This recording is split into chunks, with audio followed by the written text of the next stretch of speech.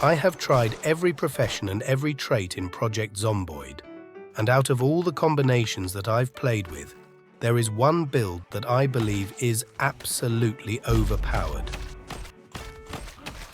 But before I introduce the build, I want to emphasize that Project Zomboid is a game designed to be played according to your personal preferences, so I highly recommend choosing traits that will give you the best experience based on how you want to play the game, and not just blindly following what others are telling you to choose. With that being said, this particular build is something I have found to be extremely powerful for my specific playstyle, and if your playstyle is similar to mine, which is killing hundreds of zombies in a single day, then you're going to unquestionably love this build.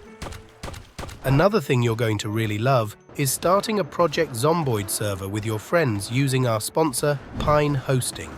With Pine Hosting, you can create a server in minutes and enjoy high-performance gameplay. Their user-friendly panel makes setup super easy, and they offer global locations with DDoS protection for optimal and secure gameplay. Plus, their prices are quite affordable for such a premium service. Even when adding mods, their workshop installer makes it a breeze. And if you already have a server, they'll personally help you move it from another host.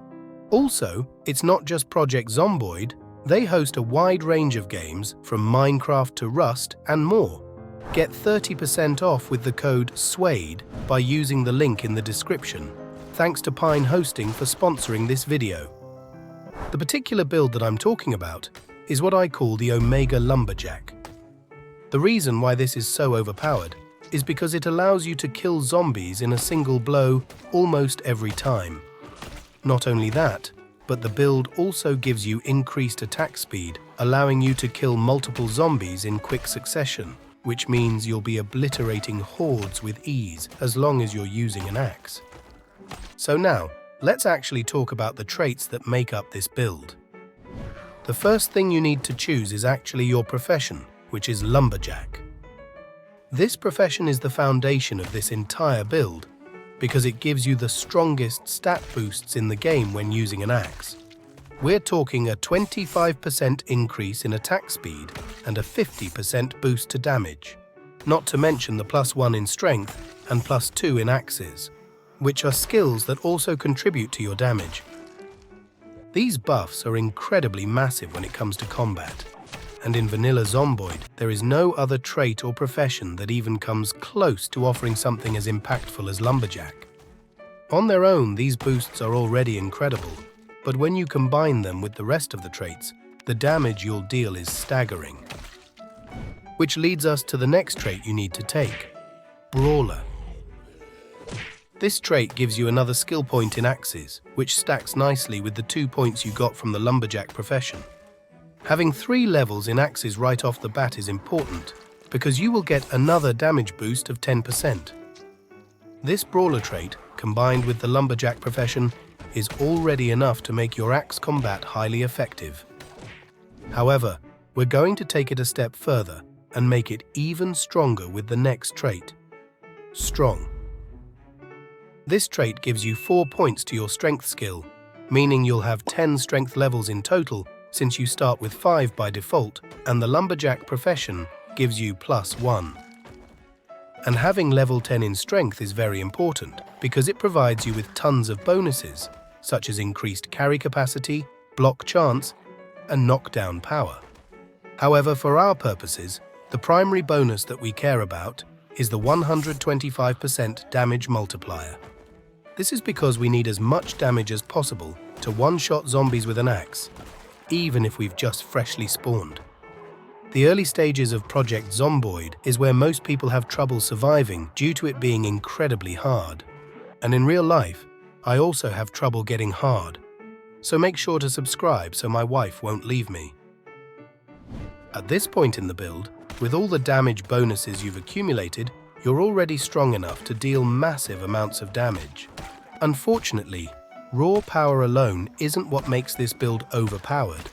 Having high damage means nothing if you'll become exhausted after just a few attacks. And the exertion debuffs in this game is no joke. High exhaustion can reduce your damage output by up to 95%, rendering all your damage buffs useless. That is why, to address the endurance issues, the next trait for this build is athletic. This trait gives you 4 fitness levels, reducing stamina drain and increasing your endurance recovery, allowing you to fight for much longer and recuperate your energy much faster. With this, you'll be able to clear hordes more efficiently without getting exhausted, making it so that this build no longer has any weaknesses. If you've noticed so far, the traits we've chosen are quite expensive, but don't worry about the cost of these traits for now, because I will give you negative traits later on to offset these costs. For now, let's move on to the final trait of this build, which is Gymnast. We are taking this trait primarily for its +1 in Nimble, which is one of the most impactful traits in the game. Unfortunately, it's also one of the hardest to level up, which is why having even just an extra point in it early on is extremely useful. High Nimble levels make fighting much more comfortable due to the increased maneuverability. With the amount of fighting that you'll be doing with this build, having Gymnast is going to make a world of difference. So these are the 5 positive traits that make up the Omega Lumberjack build. And of course you do not have to limit yourself to just these traits. I suggest also taking other great traits, such as Dexterous and Organized, if you have the points to spare. But as I've mentioned earlier, the traits used for this build are quite expensive, so you'll need some negative traits to balance out the points you've spent so far.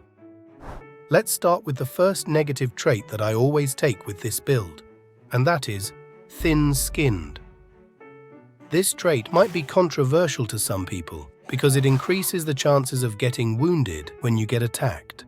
However, my philosophy is that because this build is so strong, no zombie should be able to touch you as long as you don't play recklessly.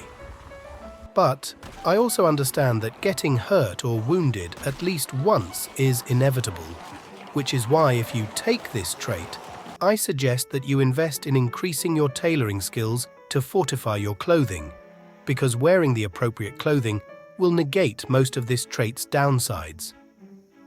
The next negative trait is also something people might find daunting, which is Slow Healer. Getting hurt while having this trait is an absolute pain in the ass. But again, unless you're new to the game and are not used to fighting yet, the chances of you getting hurt are very slim. Similar to thin-skinned, this trait sounds worse than it actually is in practice. So if you're not comfortable with combat yet, watch this video where I explain the fundamentals of Project Zomboid's combat. Moving on, the next 2 negative traits for this build are clumsy and conspicuous. There really isn't much to explain here, except that both these traits make it more likely for zombies to spot you. And that is precisely what we want to happen. Having the zombies come to us makes our lives more convenient, making it easy for us to gently massage their craniums. The last 3 negative traits for this build are just the typical free points traits that don't affect your gameplay in any significant way. These traits are weak stomach, smoker, and prone to illness. These negative traits are very easily managed, making them negligible in an actual game. For weak stomach, just don't eat rotten or disgusting food. For smoker, there are tons of cigarettes around the world that you can easily find. And for prone to illness, just wear thick clothing during bad weather and keep yourself warm. Taking these 7 negative traits gives you 31 points in total, balancing out the points you spent on the positive traits. One last thing you have to know is that for this build, the negative traits are more flexible than the positive traits. This means you can choose other traits that you prefer. The ones I mentioned are just the ones that I personally think are best suited for my playstyle. For example, if you're not comfortable taking thin-skinned, you can opt for hearty appetite and high thirst instead. The only thing you need to keep in mind is to not take any traits that decrease your damage output and your endurance, such as overweight or underweight.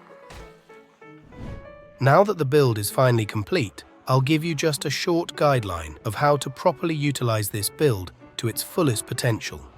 For starters, you're obviously going to need an axe to make full use of all your traits.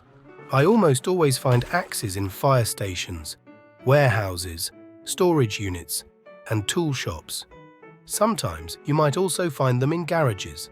So heading to any of these locations is your first priority as soon as you spawn.